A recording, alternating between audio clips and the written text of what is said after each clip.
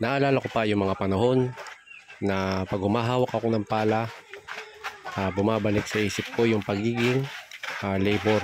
So yung mga panahon na yun, talaga namang hindi biro ang maging isang labor. Talagang pagod, hirap, bilad sa init, tapos laging tagaktak yung pawis, mababa ang sahod, at pagkada hapon talaga namang bagsak palagi yung katawan. Pero ganun pa man, hindi ako tumigil sa aking pangarap sa buhay.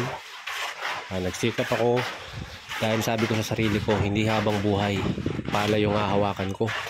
So dumating yung panahon na inaaral ko lahat. Natuto akong magkarpentero, natuto akong magmason, natuto akong mag-electrician, natuto akong magtubero, natuto akong gumawa ng napakaraming bagay na magpasa hanggang ngayon ay nagpapasalamat ako dahil umabot ako dito ngayon sa narating ko. So bagamat medyo may nagbunga or nagbubunga na yung aking pinaghirapan, hindi pa rin ako tumitigil na dagdagan yung kaalaman at pagsisikap ko.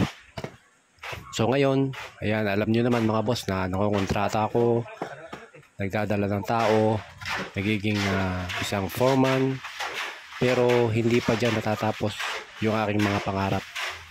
Gusto ko pa na araw-araw higitan yung sarili ko.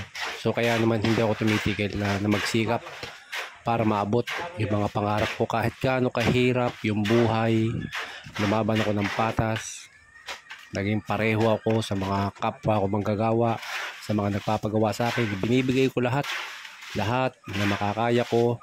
Hindi man ako magaling, pero pinipilit kong makagawa ng isang maayos.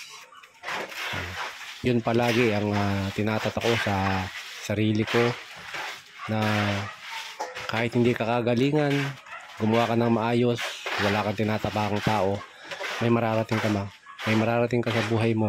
At huwag kang susuko doon sa mga pangarap mo. Kahit gaano kahirap, kailangan na tuparin natin. At syempre, kung gusto mo matupad yung mga pangarap natin, yung pangarap mo, magsumikap ka, kumilos ka. So wag mong hayaan na yung pangarap mo ay pangarap mo na lamang.